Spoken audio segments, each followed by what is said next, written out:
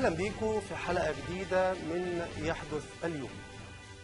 قال لنا أعمى العميان 9 أعشار الإيمان في طاعة أمر السلطان، حتى لو صلى سكران، حتى لو ركب الغلمان، حتى لو أجرم أو خان، حتى لو باع الأوطان.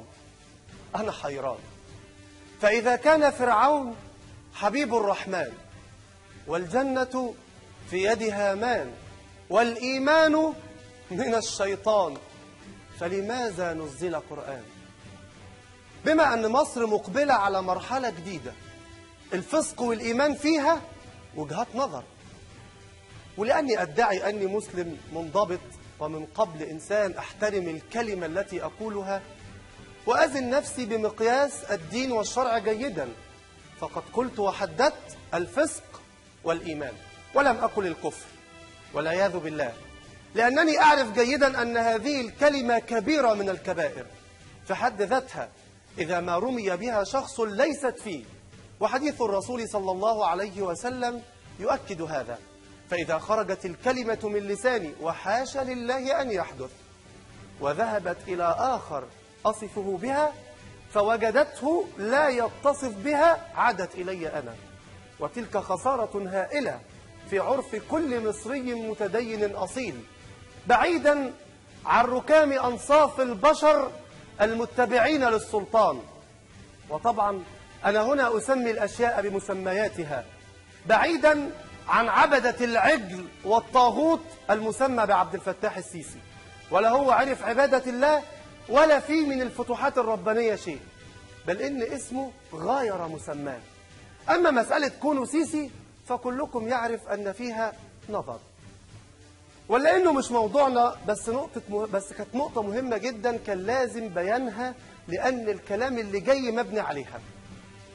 لما يقول أعمى العميان برأي الشاعر المبدع أحمد مطر رحمة الله عليه، لما يقول أعمى القلب والبصيرة المدعو علي جمعة لا جمع الله عليه قلبه وحرمه التوبة.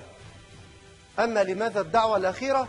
فلأنه كان الغطاء الشرعي الذي استخدمه سلطة الانقلاب والجيش تحديدا، وأنا آسف لأدب التعبير الأخير الشديد تجاه شخصية مثل علي جمعة، لأنه كان المنديل الورق نقط كده اللي استخدمه الجيش لقتل الآلاف من الصالحين الأحرار.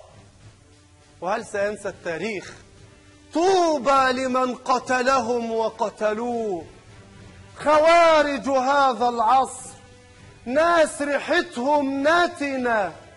وطبعا ليس بعد هذا الكلام ذنب. الشيخ غير الجليل مؤخرا بيقول على مقطوعتين لبيتهوفن أنهما يدعوان للإيمان بالله. بيتهوفن، طب بيتهوفن خليه على جنب، لكن يدعو للإيمان إزاي؟ بأمارة إيه؟ وهو إيه يعني؟ يدعو للإيمان إزاي وهو يعني لا مؤاخذة؟ لكن دي حقيقة، هو غير مؤمن أصلا. وإحنا زعلانين ليه من الشيخ علي دمعة؟ معلش، شرب البيرة المشبرة مع الست اللي واقفة في البلكونة بالليل بالفانيلا محملات، وهو من تمام الإيمان بالله دلوقتي في الأيام دي. وده برأي فضيلة الديخ، قصد الشيخ محمود سعد رحمنا الله منه ومن فتاويه المعجزة والمعجزة ومن أمثاله. الشيخ لمعة بقى اللي هو الشيخ عمي، مش علي، اسمه الشيخ عمي، وأنا أقصد علي جمعة. بيقول برأي أحمد مطر إن الحقيقة بتاعت قولوا له الحقيقة، قولوا له الحقيقة، الأغنية اللي أنتوا عارفينها دي، أنا والله مش عارف أقولها، يعني بتاعت عبد الحليم حافظ دي. بيقول إن ديت في مدح النبي صلى الله عليه وسلم. أنا مش عارف الراجل ده اللعمة ده اللي اسمه علي جمعة ده، أبو عيون جريئة، علي جمعة أبو عيون جريئة ده، إزاي كده هيروح والنبي صلى الله عليه وسلم هيقف على الحوض وده هيقبل عليه؟ هيقف في وجه النبي صلى الله عليه وسلم إزاي؟ هيقول له إيه؟ هيقول له عبد الحليم غنى فيك يا أبو عيون جريئة؟ الراجل ده طيب لو عبد الحليم غنى أبو عيون جريئة للنبي، طب السيدة، هل كان رقص السيدة الفاتنة، قصدي الفاضلة نجوى فؤاد في فيلم شارع الحب في مدح النبي برضه يا شيخ عمي العميان انت؟ هو دينكم اسمه ايه؟ شيوخ اللي من الشكل ده والمثل القبيح ده مسلمين زينا كده بيعبدوا ربنا فعلا؟ والشاعر جمال بخيت له ديوان في ايام الاخوان، اطلع بقى يا عم جمال، قال لهم ايه؟ اسمه لوحده سب دين والعياذ بالله. اسمه هو دين ابوهم اسمه ايه؟ كان بيقول لهم كده دين ابوكم اسمه ايه؟ طب انت فين يا عم جمال بخيت من الشيخ علي جمعه ومن محمود سعد اللي طالعين يعلمونا الدين الوسط الجديد بتاعهم مش بتاعنا؟ احنا عندنا دين عارفينه من عند النبي صلى الله عليه وسلم ومن كتاب الله ومن سنه النبي. اما دين محمود سعد وعلي جمعه فاحنا بنسالهم دين ابوكم ايه؟ يعني انتوا دينكم ايه؟ وانا مش هنجرف في هذه الوقاحه وهحفظ ايمان المشاهدين من مسلمين ومسيحيين، لان ده لا يرضي مسلمين ولا يرضي مسيحيين. عن التعليق يا شيخ علي عليوه، المهم ما علينا، معانا صار الظلم عابرا للقارات خلاص.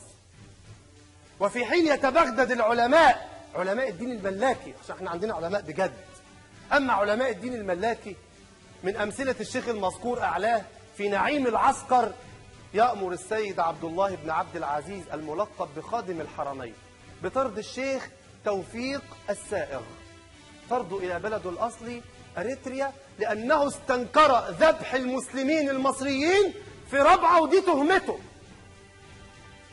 ليه يا شيخ توفيق؟ مش عاجبك الدم؟ مش عاجبك الناس اللي اتحرقت في ربعة؟ مش عاجبك الناس اللي ماتت؟ مش عاجبك الناس اللي انتهكت حرمتها؟ أديك اتطردت يا شيخ توفيق، وبقى زيك زي أي حر بينزل على الأرض يقول يسقط حكم العسكر ويقف أمام الظلم. انضميت للقائمة يا شيخ توفيق، وما أشرفها من قائمة أريد، وكل حر أن ينضم لهذه القائمة.